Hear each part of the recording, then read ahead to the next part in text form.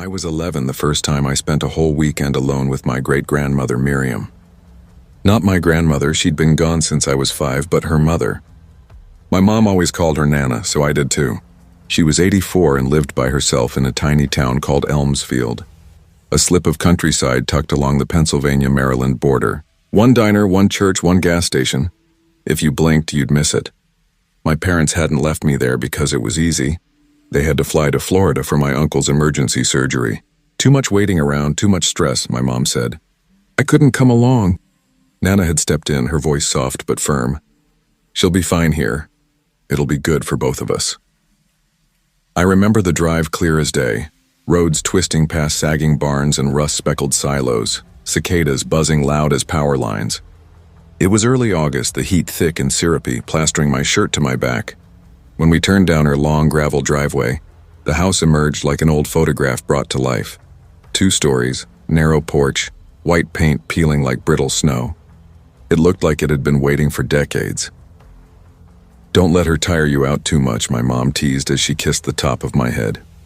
She's the one who'll have to keep up, I shot back, trying to sound braver than I felt.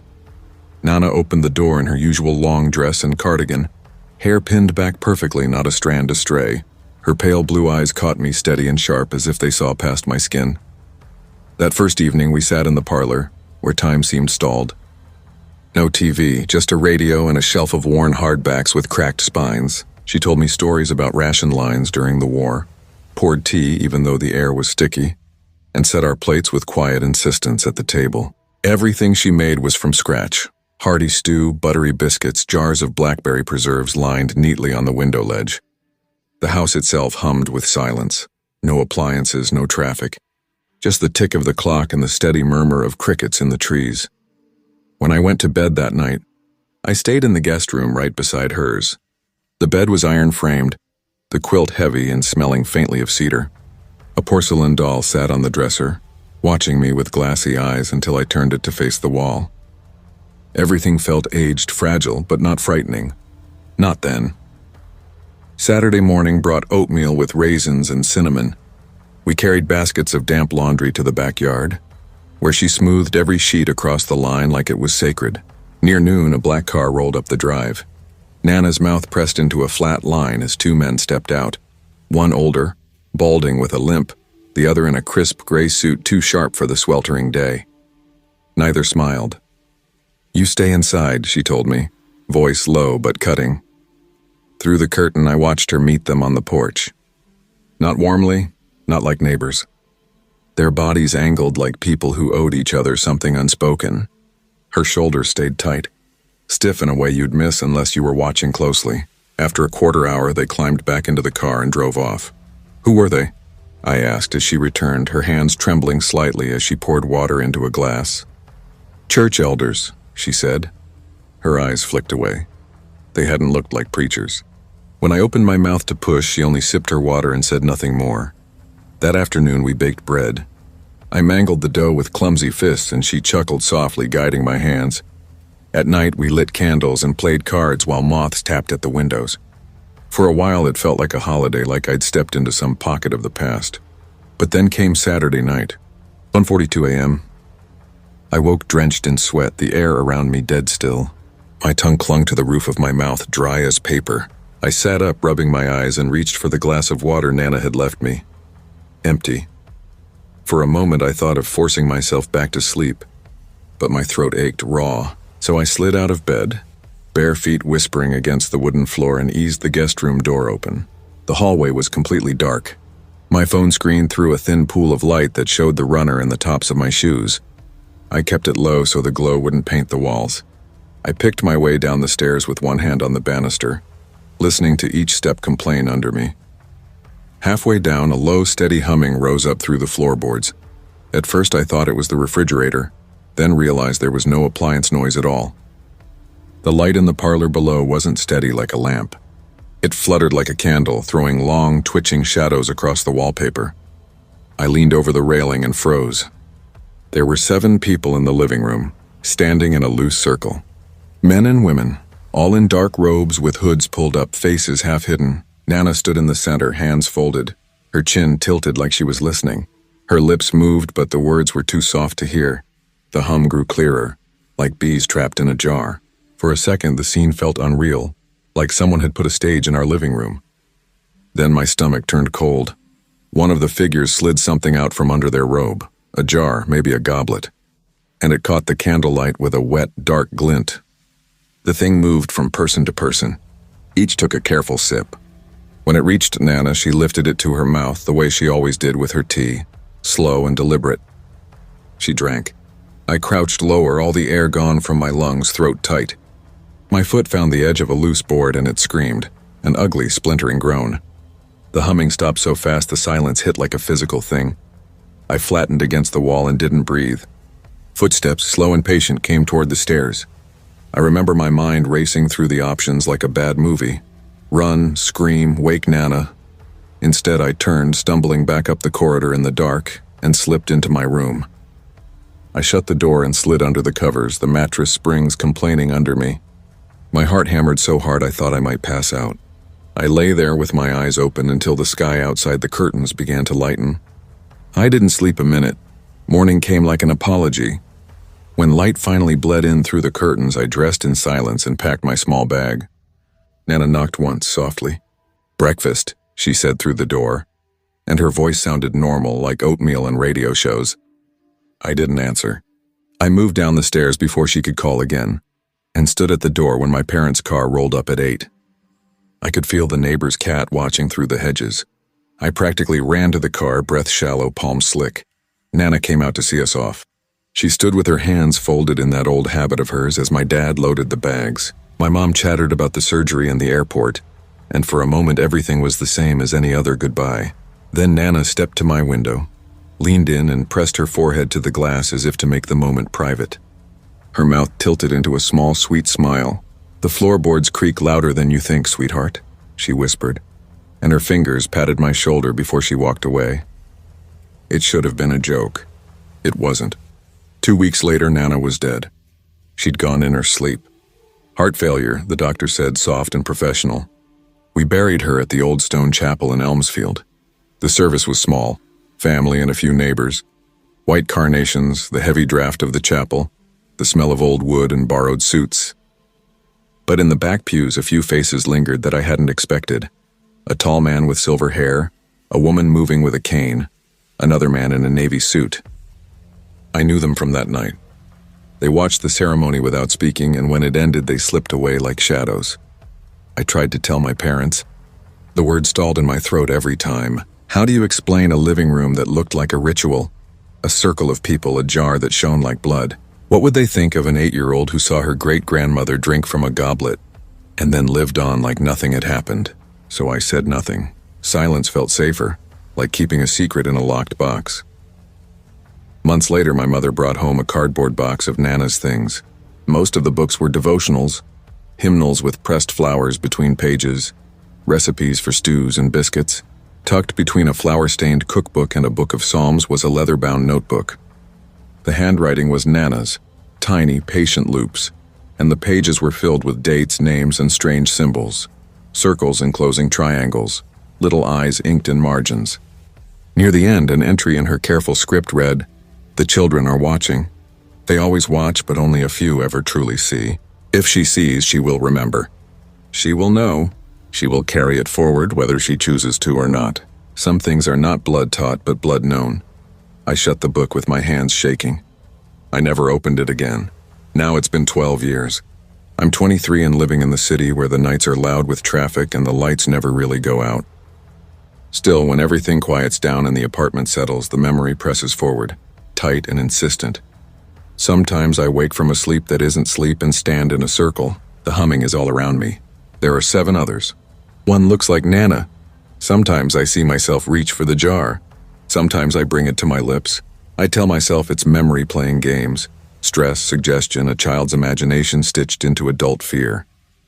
But I have never told anyone the whole thing, not yet. Maybe because part of me still wonders if the house did more than creak that night. If something opened when the floorboard groaned, and if whatever it was has been waiting for the sound to return.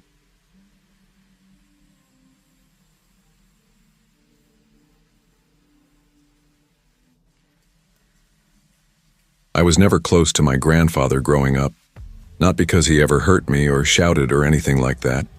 He just kept himself sealed away. He was a man of silence. He didn't hug me, didn't ruffle my hair, never slipped me candy the way my friends' grandfathers did. He was stern, distant, like he'd been carved out of oak and kept hollow inside. My mom once told me his name, Franklin Marrero, like she was saying something heavy. He lived alone on a worn patch of land just outside Ashland, Mississippi. Woods pressing in on 3 sides, empty fields stretching on the 4th, and old machinery left to rot and rust since Reagan was in office. We'd visit him twice a year, spring and late fall, driving 8 long hours from Atlanta. Mom always insisted on it, even though she and Franklin barely spoke while we were there. Dad tried to help fix fences or patch leaks. I would gather eggs, milk the goat, doing farm chores I didn't much understand. Aaron, my little brother, 3 years younger, stuck to me like a shadow, pestering me to play or sneak off into the woods. That year I was 16, he was 13. We had no idea it would be the last time we ever saw Franklin's farm. Franklin had been living out there by himself more than 20 years. My mom let slip one night after too much wine that he'd always been different. No grocery stores, no phone, no television. He hoarded cash, never trusted banks. He and my grandmother had divorced before I was even born. No one walks away from a man like Franklin unless she's got a damn good reason, she muttered. But he wasn't cruel, just removed. He wore the same dark overalls day after day, cinched by a leather belt thick enough to tow a truck, boots scuffed so deep they seemed fused to him. The house was small, paneled in wood, its floors always creaking. Only one bathroom worked. Out back, past the chicken coop and the goat pen, was the shed. A slanted, faded red structure, beaten sideways by years of wind, its rusted lock usually snapped tight. Once I asked Franklin what he kept in there. He paused, chewing the thought, then said, "That's where the animals go when it's time." Time for what? I remember asking. Time to stop living. He said it like he was telling me tomorrow was Sunday. No cruelty, just fact. The day it happened, the air was heavy, thick as syrup. My shirt clung to me like I was wading through swamp water. Dad and Franklin were out in the south pasture, hammering a fence post. Mom was inside snapping beans, cornbread already baking. That left me and Aaron outside tossing a football back and forth in the yard. Aaron launched one wild. It sailed left, smacked the grass, then rolled straight to the shed's door. "Nice one," I groaned. "Go get it," he shouted, grinning. I jogged over, but when I bent to scoop up the ball, something strange tightened around me. Not just curiosity, something sharper, heavier, like the shed had been waiting. I turned, glanced at the house. Nobody was watching. "Aaron," I called, my voice lower than I meant. "Come here." He jogged over, squinting in the sunlight. "What? You ever wonder what's really in there?" He froze, shoulders tense. "We're not supposed to." "I'll be quick," I muttered, my hand already on the latch. To our surprise, it wasn't locked. The rusted metal gave way with one hard tug, the door groaning open like it hadn't been touched in years. A stale gust escaped, cool and dry, carrying the taste of earth and copper. We stood there, breathing it in, before finally stepping inside. No hooks, no blades, no bloody tables, nothing like the dark images that had always swirled in my head. The shed was bare, except for a single mound of brittle hay stacked high in the far corner, dry and yellowed with age. "Guess he hasn't used this in a while," I muttered, brushing hay from my palms. Aaron frowned. "I thought he, killed stuff in here." We were about to leave when Aaron froze mid-step. His voice dropped into a whisper. "Wait." I turned. He was crouching by the hay pile, tugging at a thick clump with both hands. "There's something under here," he said. "Maybe a raccoon nest or something?" "Or junk, maybe plastic," I shrugged, but I stepped closer anyway. Aaron pulled back more of the hay, and there it was, a weathered plastic bin without a lid. We both leaned in, my stomach clenched. The bin was stuffed full of driver's licenses, dozens, maybe more than 100. I reached down with trembling fingers and lifted one. A blonde woman, late 20s, Georgia license. The laminate was cracked, edges browned. Aaron dug another out. Different woman, different state. Then another and another, all women, all strangers. "What the hell is this?" Aaron whispered, his voice shaking. I didn't answer. I couldn't. My pulse thundered in my ears as I sifted through them. IDs warped, corners burnt, names scratched. All real, all marked by time and handling. Finally, I slid them back into the bin with shaking hands, pulled the hay over them, and stood up. "Come on," I said quietly. My throat was dry. "We're not supposed to be in here." Aaron's face was pale as paper. He followed without a word. That night, neither of us could sleep. Every creak of the old house felt louder, sharper. Around 2 a.m., I got up to use the bathroom. The small window overlooked the side field. As I was washing my hands, I caught movement outside. A figure crossing the yard, flashlight off, slow, careful, head down. Franklin. He walked straight to the shed, stopped at the door. His hand moved to the latch, but then he lifted his head, looked right toward the house, toward me. I dropped below the sink so fast my knees hit the tile. My heart jackhammered against my ribs. I didn't look again. I didn't sleep again either. The next morning, Franklin was back to routine, fixing the coop fence, talking to Dad about rain barrels, moving like nothing was different. At breakfast, I tried to mention the shed, fumbling for words. He cut me off flat. "Don't go snooping where you don't belong," he said, never even looking at me. Aaron wouldn't meet his eyes at all. That night, I locked our bedroom door. A week later, we left Mississippi. 2 months after, Mom got the call. Franklin was dead, heart failure, died in his sleep. A neighbor found him. We drove back for the funeral, stayed to clean out the house. The shed was open this time, padlock gone. When no one was watching, I went out there alone, pulled back the hay. My stomach dropped. The bin was gone. No marks, no dust shadow, no dent in the floorboards, just hay, perfectly undisturbed. I never said a word. Neither did Aaron. Not then, not ever. But I've thought about it for years. About those women. Were they victims? Missing persons? Hitchhikers who trusted the wrong man? Or had Franklin not always lived alone? I've searched the names I remembered, scoured online archives, missing person lists. Nothing ever matched. And it's not the idea that he might have been a monster that haunts me. It's the silence, the not knowing. That's what gnaws the deepest. Aaron and I swore never to tell. Not Mom, not Dad, not the police, nobody.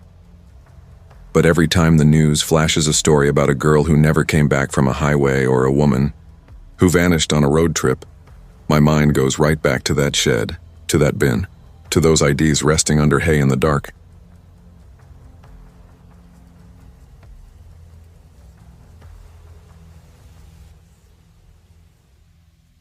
I was 17 the summer my grandfather passed away, and it felt like that was the year everything cracked open and shifted. My name's Lauren Mendoza. I grew up in Garland, Texas, in a quiet working-class neighborhood where everyone knew the sound of each other's screen doors and where summer nights carried the hum of cicadas. My mom worked as a receptionist at a dental office, and my dad drove a forklift at a distribution center.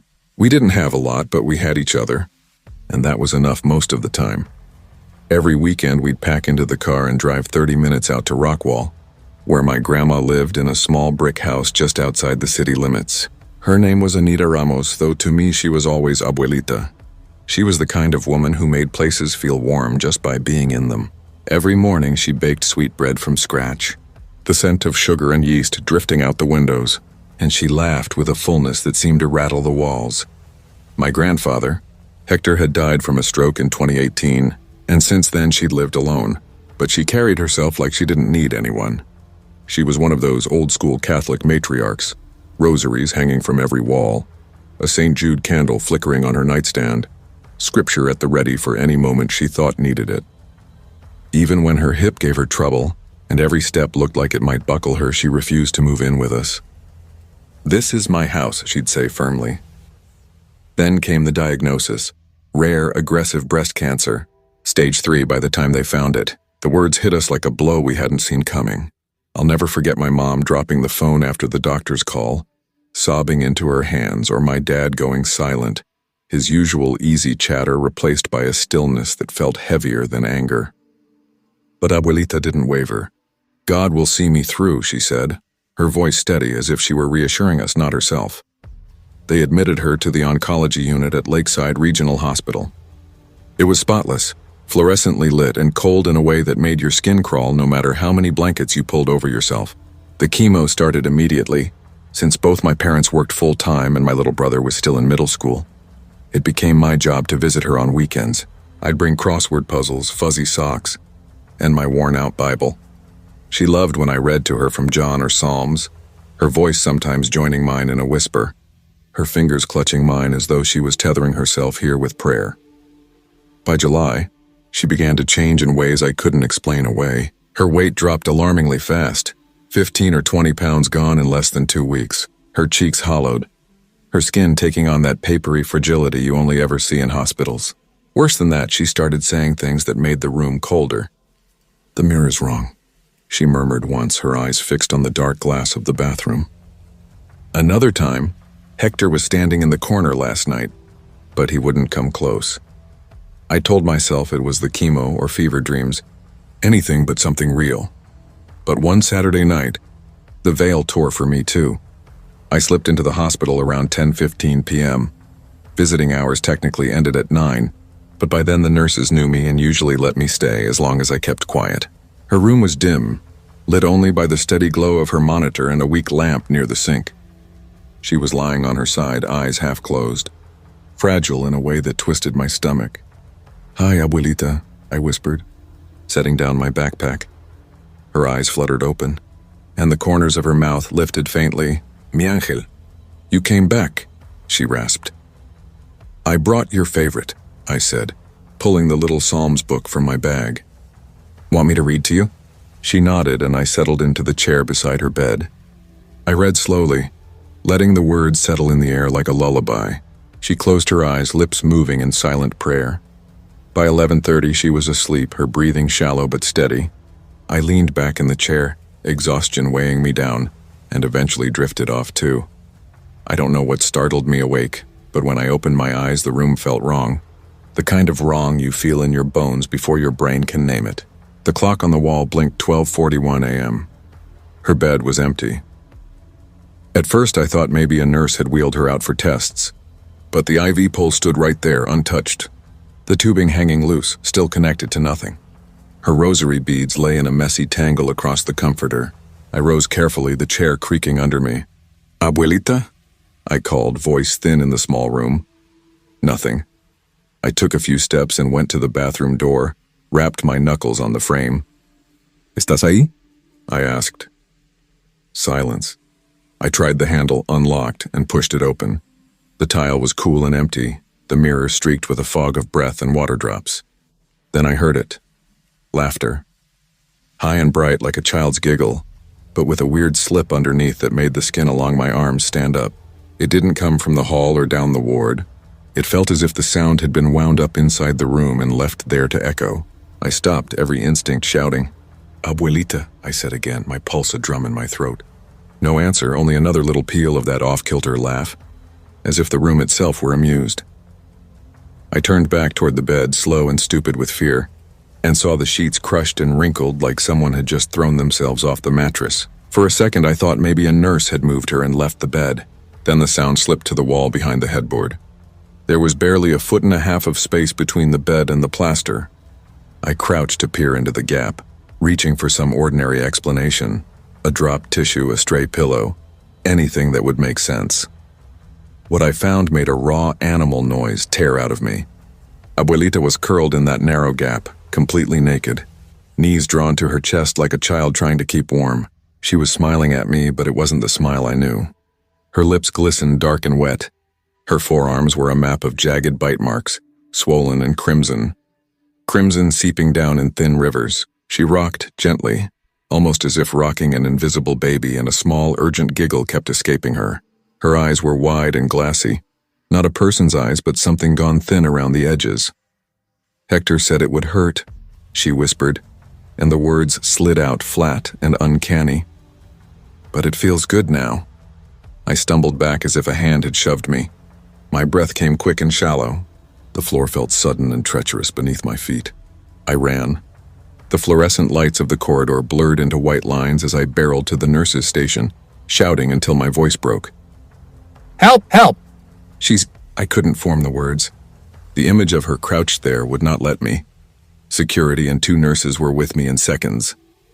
They went into the room with a kind of professional speed that contradicted what they must have been thinking. When they popped the headboard away, she snarled like an animal, fighting them with a strength that didn't match her frail body.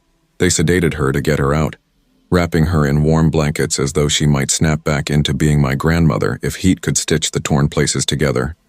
They cleaned the wounds and moved her to a psychiatric observation unit. The way they moved was clinical, controlled, but each of them kept glancing like we were all waiting for something else to happen. The next morning, the oncologist called my mom and used the word delirium. He explained, carefully, that chemotherapy can trigger confusion and brief psychotic episodes in older patients, that infections or metabolic imbalances could spark hallucinations. It sounded reasonable when he said it, all medical and neat, but the thought of her biting herself raw and hiding like that, laughing, didn't settle into any neat box. It felt monstrous and private and wrong. She had no memory of it at all. 2 weeks later, they released her to a care facility once she'd stabilized. We visited every other day. I tried to bring the subject up and she would look at me as if I were speaking Greek. One Sunday, I gave her a new rosary. She took it like something precious and heavy, fingers trembling when she kissed the cross. Then, in that fragile voice she used sometimes when she surprised herself, she said, "Something crawled into me, mija. I saw Hector that night, but it's gone now. That was all. Now it's 2025 and Abuelita lives with us. She's 82.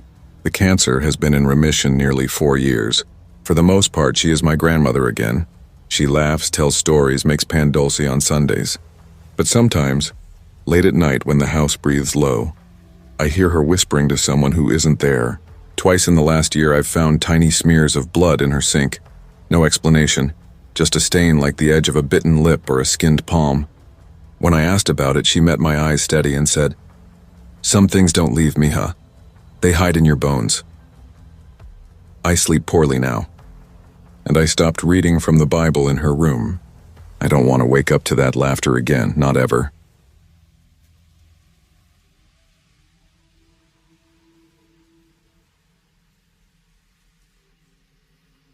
I was 10 years old when my mother went into labor with my baby sister.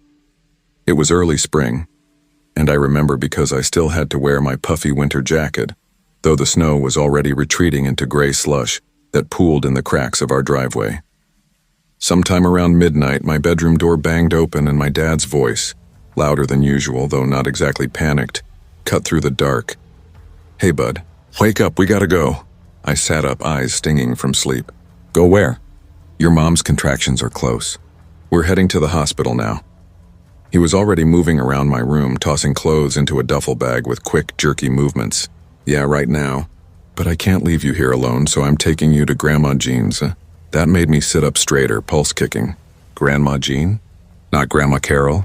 Carol was my mom's mom, the one who lived 15 minutes away, smelled like sugar cookies, and gave me jelly beans every time I visited. "No," Dad said, not slowing down. "Jean. She said she's up anyway and would be happy to watch you." "It's only 40 minutes, I knew better. It was closer to an hour, but I didn't argue. I just felt unsettled. I barely knew Jean, Dad's mom. She always smelled like dried flowers, talked in a whisper, and seemed like someone you couldn't get too close to. Her house sat outside Milltown, New Jersey, in one of those rural neighborhoods where the trees pressed close against the road, branches like arms reaching, and the streetlights were few and far between. By the time we turned into her driveway, it was past 1 in the morning. Her porch light glowed like a single beacon, but the rest of the windows were black. She opened the front door the second we pulled up, as if she'd been waiting. "There you are," she said, smiling in a way that made me uncomfortable. Come in, come in. You both look like ghosts in this moonlight. Dad crouched to hug me, his hand squeezing my shoulders. I'll come get you as soon as the baby's born, okay? Then he was gone. Tail lights vanishing down the empty road. The silence that followed felt too big. Jean's house was quiet in a suffocating way, the kind where even your breath sounded like an intrusion. It smelled of wood polish and lavender, sharp and cloying, cross-stitched phrases I couldn't read, and old photographs of strangers covered the walls. I've made up the guest room, Jean murmured, leading me upstairs, her voice barely louder than a breeze. But you must be hungry first. Want something sweet? I shook my head, but she disappeared into the kitchen anyway. When she came back, she held a bowl of chocolate chip ice cream and a steaming mug.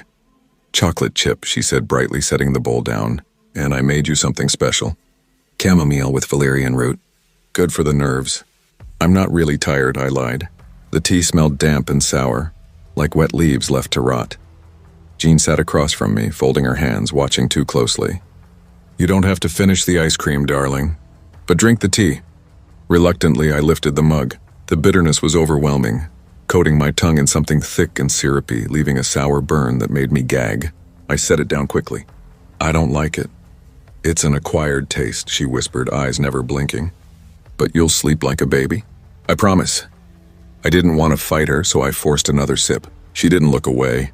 Not once, her gaze fixed like she was waiting for a signal only she would recognize. When I drained the mug, my stomach twisted violently. I think I'm going to be sick, I mumbled, swaying. Jean stood, her hand firm on my shoulder, guiding me toward the stairs. No, you'll be fine. Let's get you to bed. The hallway tilted around me. My legs turned to sandbags, my arms buzzed with pins and needles. The mug slipped from my hand and shattered on the hardwood, the sound sharp and final. The last thing I saw before everything dissolved into black was Jean's face hovering above me. Smiling, always smiling. When I woke, sunlight was bleeding through the curtains, too bright, too warm. I was lying in a bed I didn't recognize, the sheets stiff, the smell of powder and old blankets clinging to the air. Worse, I wasn't wearing my clothes. Someone had dressed me in silk pajamas, soft and unfamiliar against my skin. My head throbbed with a dull, heavy ache as I blinked into the light. Then I saw her.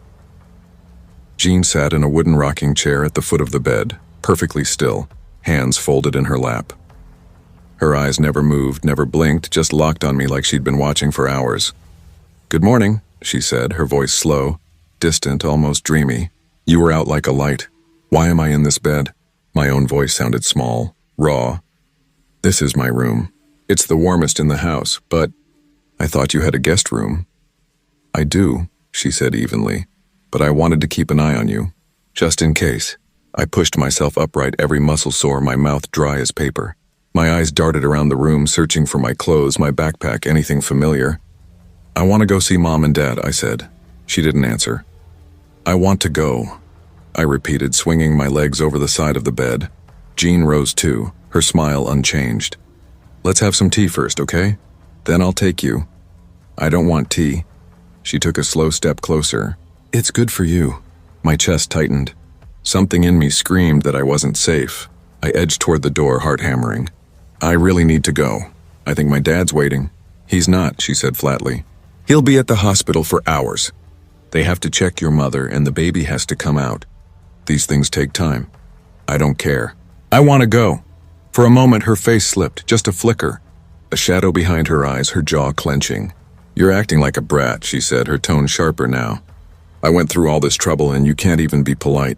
She followed me step for step as I backed down the stairs. I bolted into the kitchen before she could block the doorway. A mug was already waiting on the table, steam curling from the surface of something dark. She picked it up and thrust it toward me. Just drink it, she said. Her voice carried an edge now. You'll feel better. My hands trembled as I took the mug. The liquid swirled, bitter scent rising.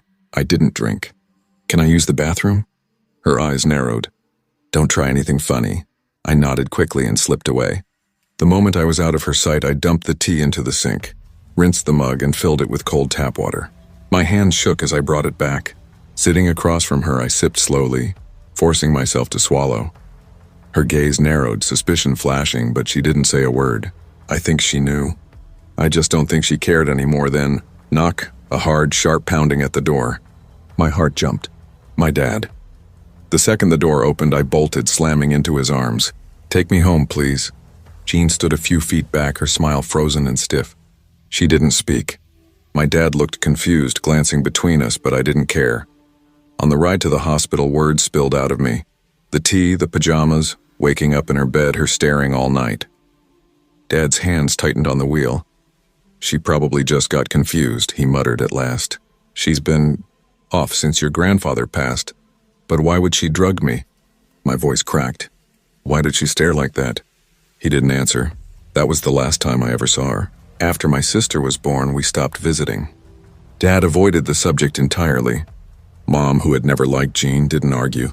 2 years later, Jean died in her sleep. Natural causes, they said. We didn't go to the funeral. Years passed. I tried to bury it. But some nights I still jolt awake. Heart racing, trembling, my tongue coated with the phantom bitterness of that tea. And every time, I wonder what would have happened if I had drunk that second cup.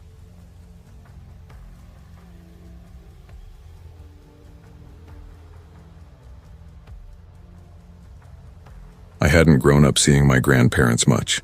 Not because of an argument or betrayal. Just distance and schedules that never aligned. My mother's parents, Susan and Walter, lived in Cypress Reach outside Gulfview, Georgia. We lived 12 hours away in rural Kentucky, where summers were fields and cicadas. Money was thin, plane tickets were a luxury, and with my parents working full-time and raising 2 kids, trips were rare. We usually saw them once a year, sometimes at Christmas, sometimes not at all. They sent cards and birthday gifts and called now and then, but my sister and I didn't really know them. They felt more like polite acquaintances who shared our blood than close family. Not anyone's fault, just how it had happened. Then, the summer I turned 14 and Zoe was 12, things changed. One June afternoon, they called and asked if we could come stay for a week over summer break. Just us, no parents. "We want to spend time with our granddaughters," Grandma said, her voice bright and oddly earnest. I heard my mother hesitate when she handed the phone to Dad. Later, I caught her whispering that it felt strange they'd suddenly insist on a kids-only visit. Still, my parents agreed. Maybe they thought we were old enough. Maybe they wanted a break. We agreed too. It felt like an adventure. Zoe and I were excited and nervous. It would be my first time on a plane. I clenched the armrest as we took off while Zoe's nose was plastered to the window. Our grandparents met us just past security at Gulfview Regional, holding a handmade sign that read, "Welcome, Maddie and Zoe." They hugged us a little too long and kept calling us grown-up, the way older people do when they want to mark the passage of time. Grandma smelled of rosewater and talcum powder. Grandpa wore a sharp cologne that stung my nose. They drove us through neighborhoods of pastel houses and immaculate lawns, streets named for birds, Blue Heron Lane, Osprey Circle, Egret Way, until we reached Sandpiper Bend and their corner house. Inside, the place was small and tidy, 2 bedrooms, shelves of ceramic figurines, framed black and white photos. There was a silence there that wasn't empty so much as compressed, like the room had been vacuum sealed. Even with the windows open to the humid air, the quiet pressed against my ears. It was clean, but it felt enforced. The first day was ordinary in a way that made me relax. They made grilled cheese and tomato soup for lunch. Grandma showed us the linen closet and where the spare towels were. She'd bought books and puzzles and set them out like little traps for boredom. Pop, that's what he insisted we call him. Dug out an old deck of cards and taught us rummy on the back porch as the neighborhood hummed. He told stories in a soft half-speech, the kind that made it easy to believe every small memory he shared had been polished by time. That night after dinner, they walked us upstairs to the guest room we'd share. Twin beds with floral comforters, a small dresser, and a window that framed a palm tree swaying in the yard. As they turned to leave, Grandma paused in the doorway and smiled. "You girls sleep tight, okay?" she said. "Just don't come out of your room during the night, all right? No matter what." She said it like a joke and the kind she'd say when she was trying not to sound serious. But she didn't laugh. "Promise?" she asked, and for a second her eyes looked almost fierce. Zoe shrugged when the door clicked shut and settled onto her bed with a paperback. I lay there in the half-dark listening. I noticed how her shoulders briefly tensed. That tiny movement told me she was as uneasy as I felt. The house settled into a hush that felt less like peace than a held breath. I turned over, pulled the comforter up to my chin, and stared at the sliver of moonlight on the ceiling until my mind started to move in small, anxious circles. What if the neighbors were loud? What if the air conditioner went? What if we forgot something? After a while, I let myself imagine ordinary things instead of the sudden small endings that sometimes live in silence. Sometime after midnight, I woke because the house sounded different. It wasn't a crash or a shout. It was a low, rhythmic murmur coming from downstairs, a repetition of syllables that didn't resolve into words. I tried to tell myself it was the TV or the air conditioner. Zoe slept on, small and even, arm tucked under her pillow. I imagined Grandma pacing in the kitchen or Grandpa with the remote, and I tried to picture what they'd be watching. Maybe a late-night talk show. Maybe a documentary with a whispering narrator. I didn't want to wake Zoe over nothing at all, and I told myself adults' houses made odd noises. I dragged a pillow over my head, tightened the duvet around my shoulders, and kept listening until sleep finally pulled me back under. The next few days settled into a brittle kind of normal. We did ordinary things. One afternoon at the beach until Pop-Pop's nose started bleeding and he insisted we go home early.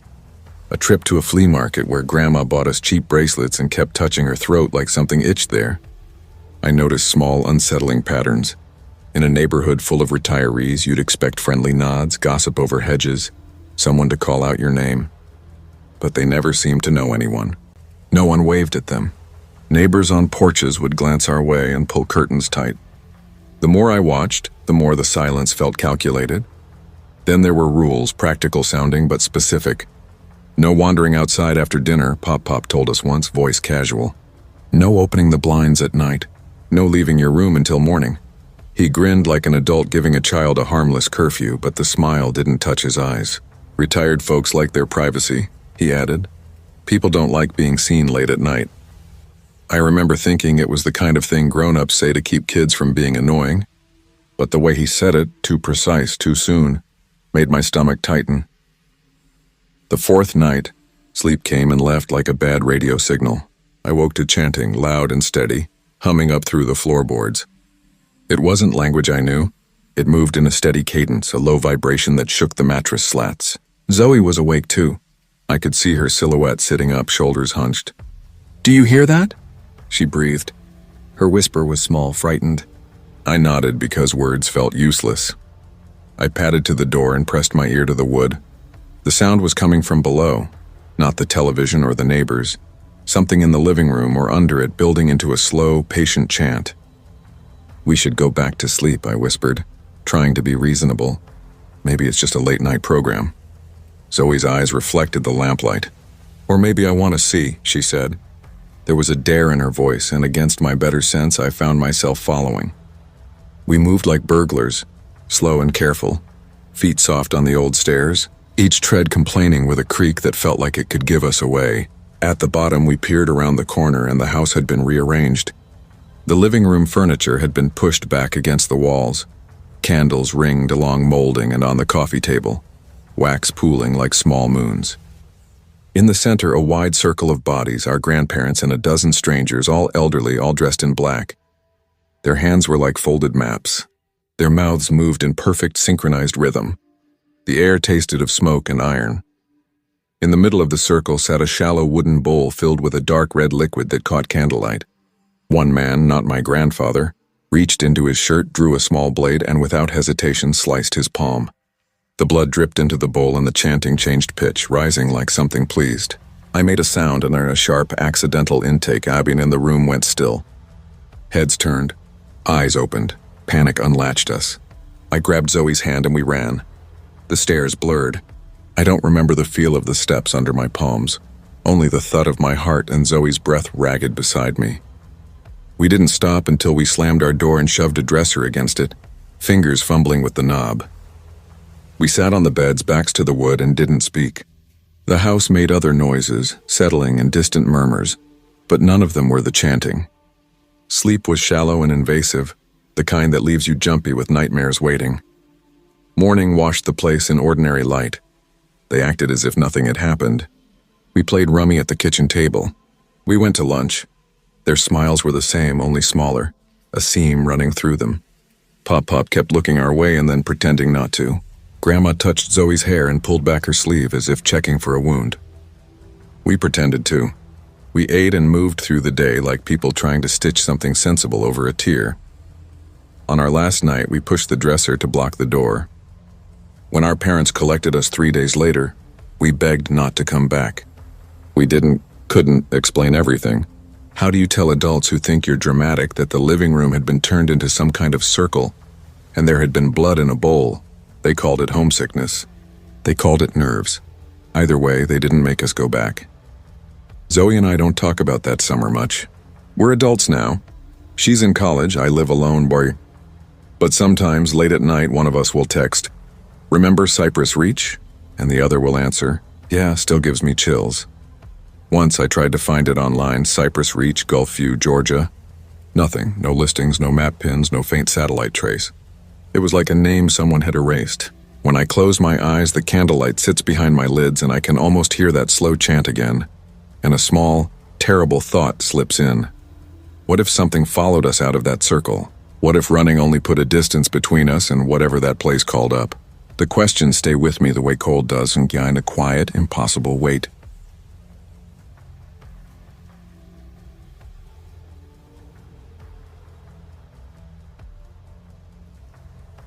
I never really knew my grandmother, not the way people mean when they say they knew theirs.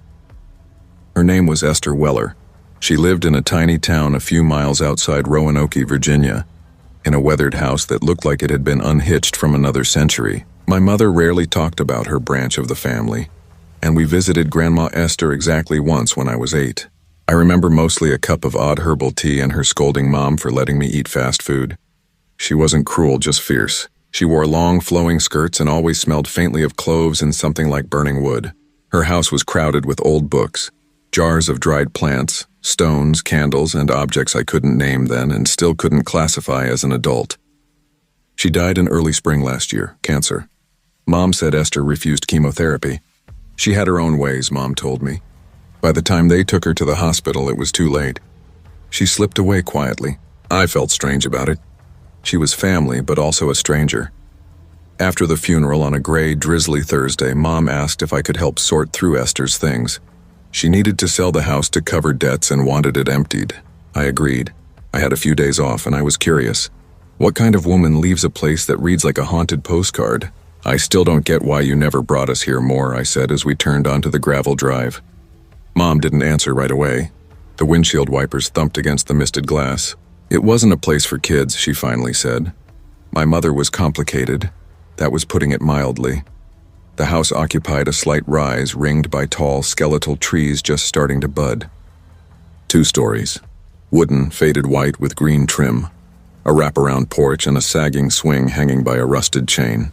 Moss climbed the stone foundation. Lace curtains hung at every window like the same old tired curtains had always been there. Inside smelled of cedar and herbs and a faint sourness like dried fruit past its prime. Dust motes drifted in the light. The floorboards complained under our weight. We started in boxes. For the first few hours, it was a pattern. Books, jars of dried roots, and letters in cramped, looping handwriting.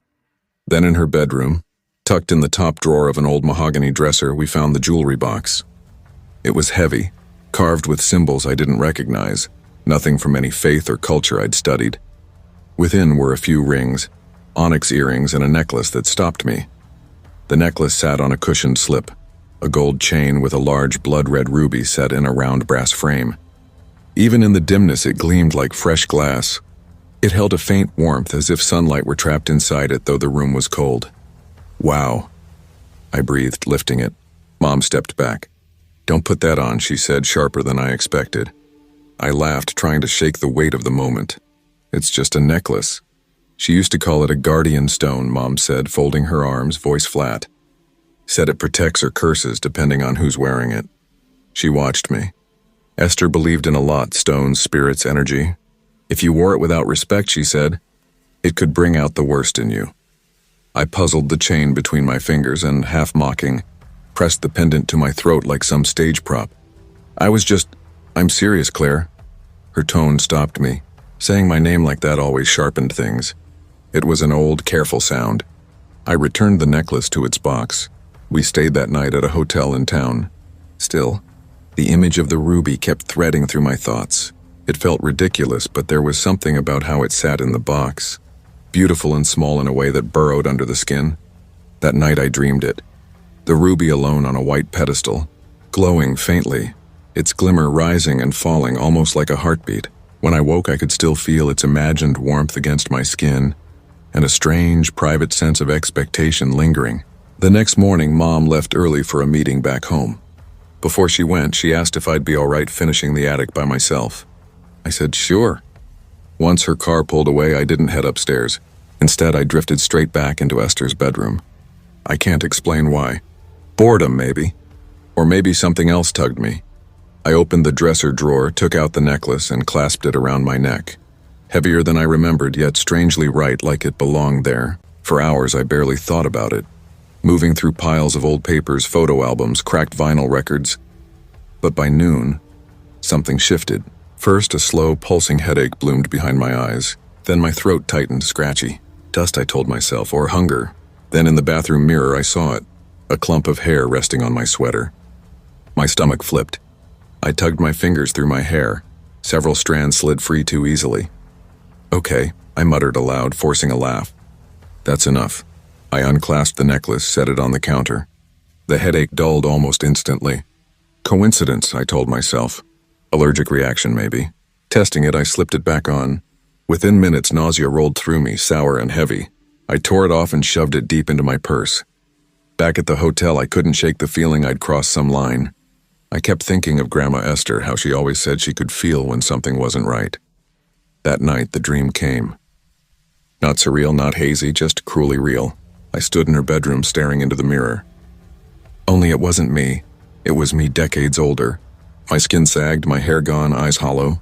I touched my cheek and felt teeth loosen under my fingers, dropping into my palm like rotten seeds. I woke screaming, clutching my face, my hair, my teeth, all still there. Relief didn't erase the sick dread coiled in my chest. Over the next days, I buried myself in the journals we'd found in a trunk in the attic. Hundreds of entries, some mundane, lists, recipes, others covered in strange symbols, notes on spells, herbs meant to bind illness, writings about an anchor stone. One margin scrawl hit me like a blow. If she inherits the ruby, tell her never to wear it unless her mind is clear and her spirit open. The ruby doesn't lie. It amplifies. Fear, illness, guilt. It will feed on the cracks. That's when it broke me. I hadn't cried since the funeral. Hadn't admitted I was grieving. Reading those words, I wept for everything I'd missed with her. The grandmother I barely knew, the connection that slipped through time. And I realized I wasn't ready to carry her legacy. Not the house, not the strange history, and certainly not that necklace. I had one more night before the property manager came to lock things up. That evening, I lit a bundle of herbs labeled cleansing, walking room to room with the smoke. It felt like both ritual and goodbye. When I reached her bedroom, my breath caught. The necklace was lying on the bed. I hadn't left it there. I stared, heart hammering, then picked it up. It felt quiet, heavy, waiting. I didn't put it on. Instead, I wrapped it in cloth, tied it with black thread like she had with her own powerful things, and buried it beneath her favorite tree in the backyard. I whispered her name. I thanked her. The next morning, I woke lighter, as if something had finally passed through me. Almost a year has gone by. I kept one of her journals, a small one, filled with pressed flowers and gentle, thoughtful notes. I read it when I need her close. Sometimes I still dream of the necklace, but in those dreams it's always distant behind glass or deep in the earth. I don't know if the ruby truly held power or if grief and stress wove the illusion. But I know this, not everything is meant to be inherited. Some things ask to be laid to rest.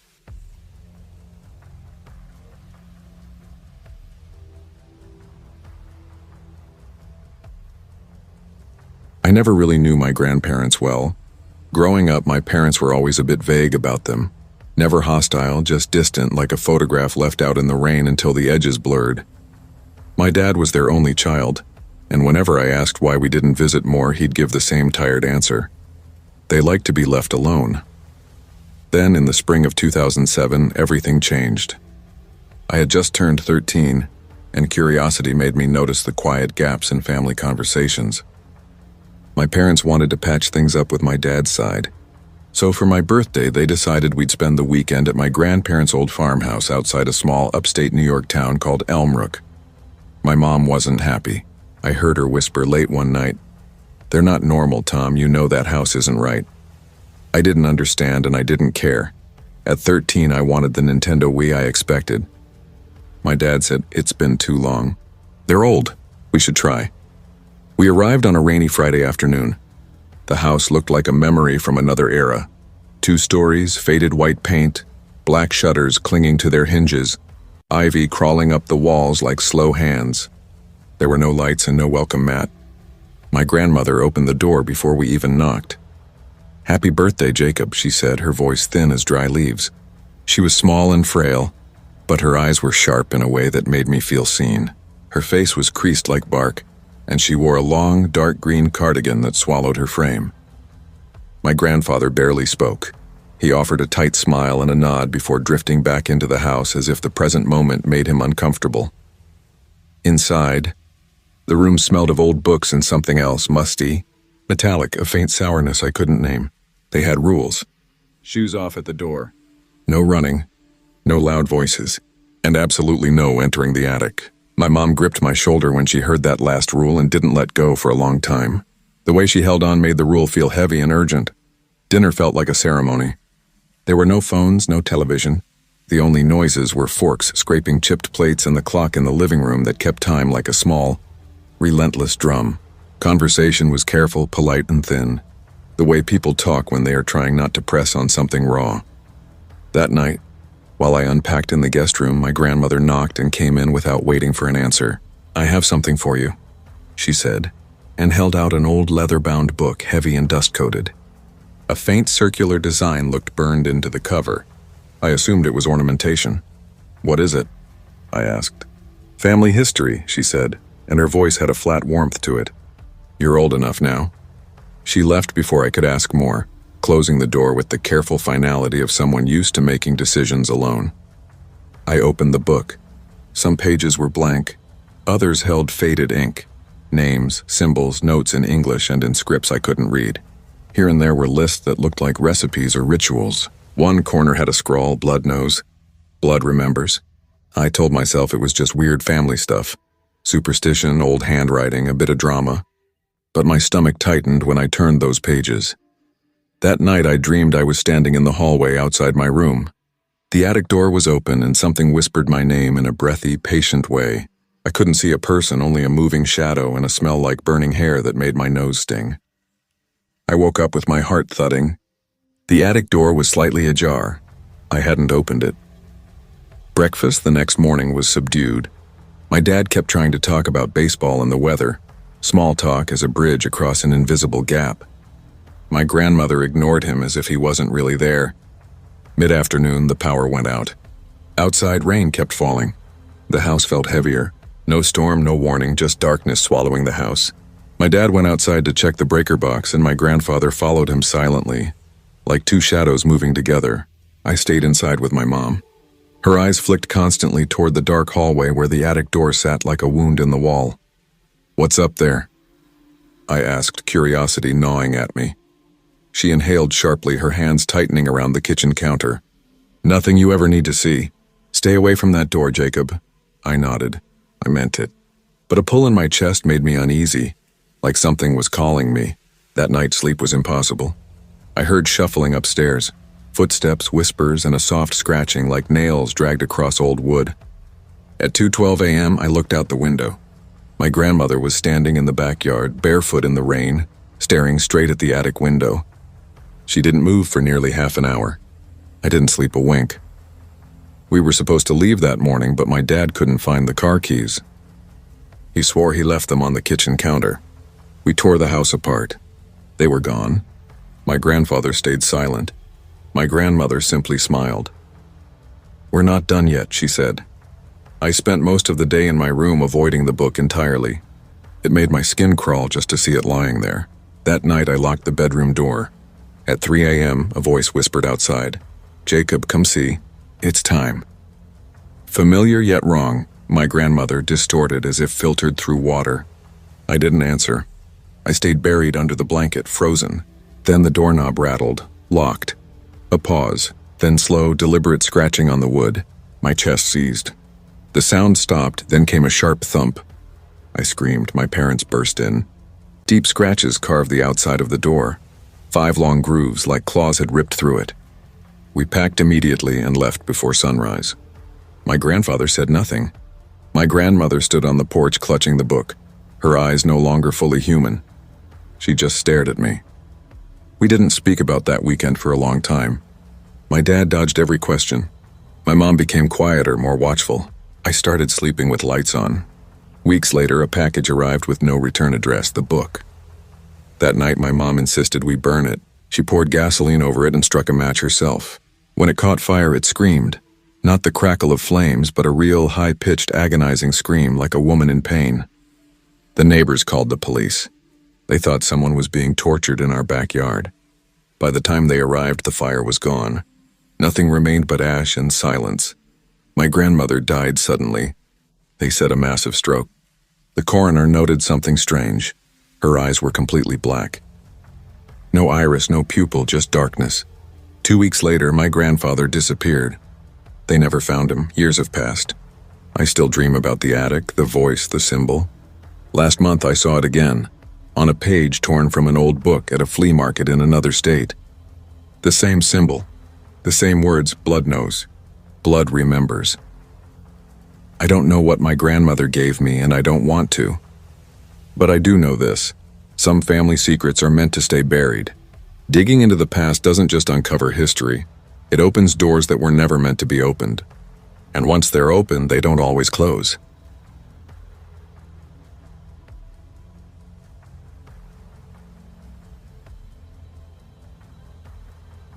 It started with a phone call just after midnight.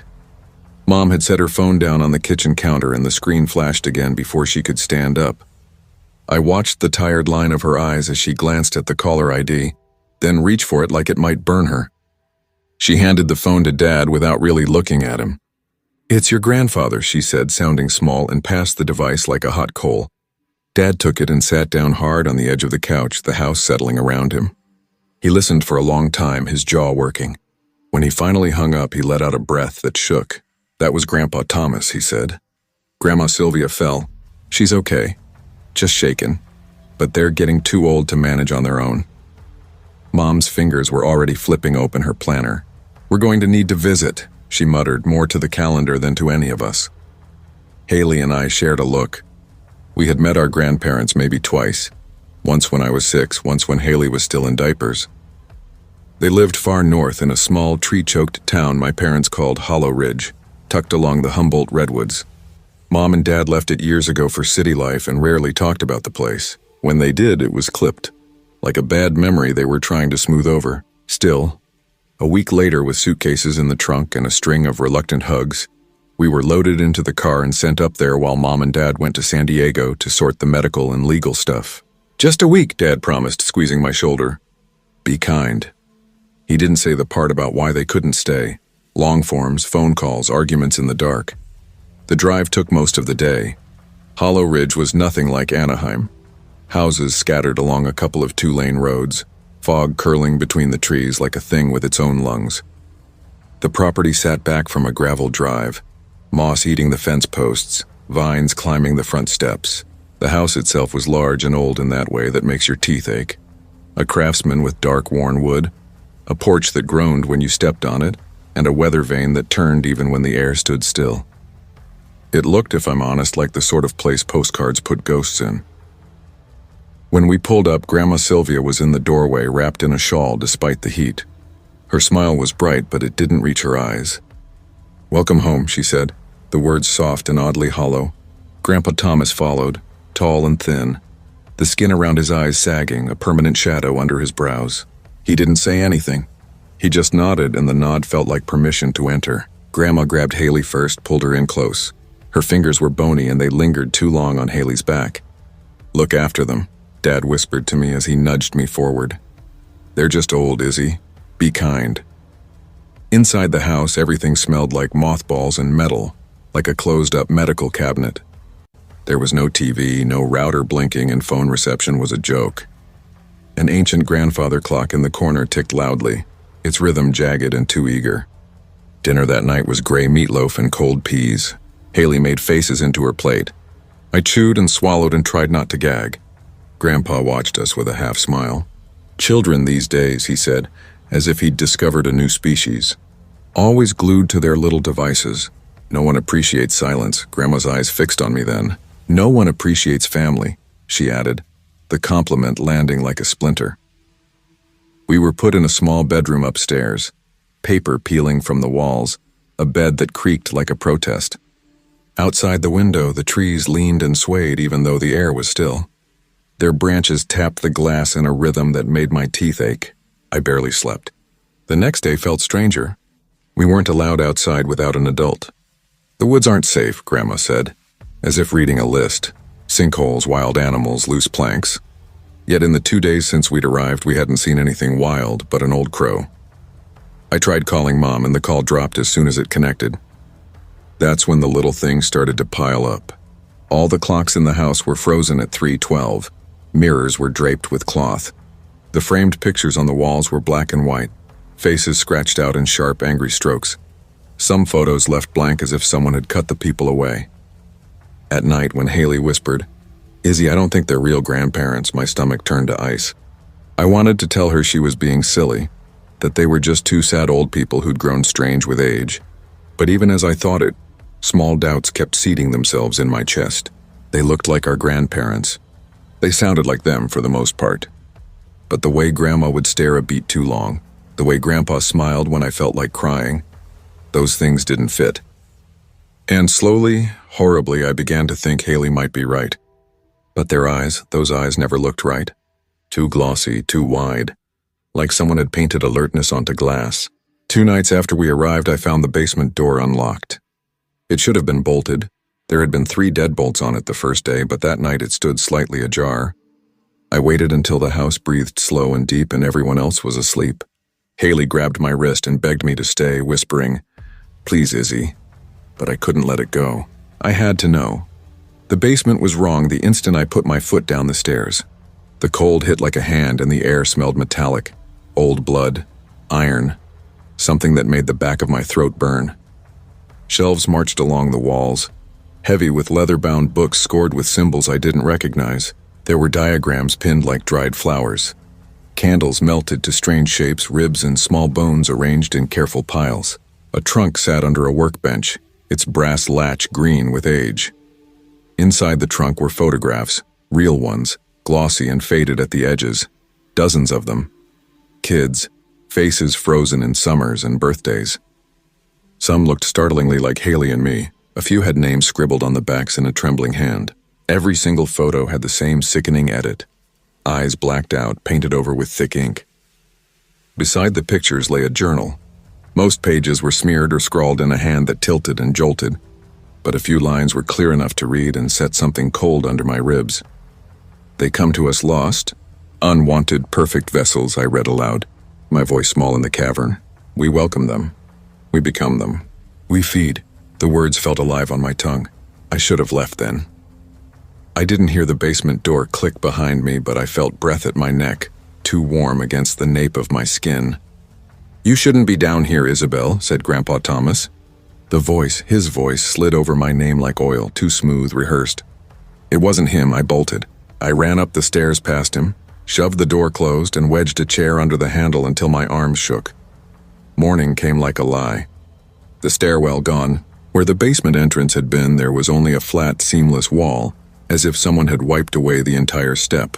I didn't tell them what I'd found. I grabbed Haley and whispered plans. "We run down the road. Hide in the trees. Someone will find us." When we tried the front door, it wouldn't budge.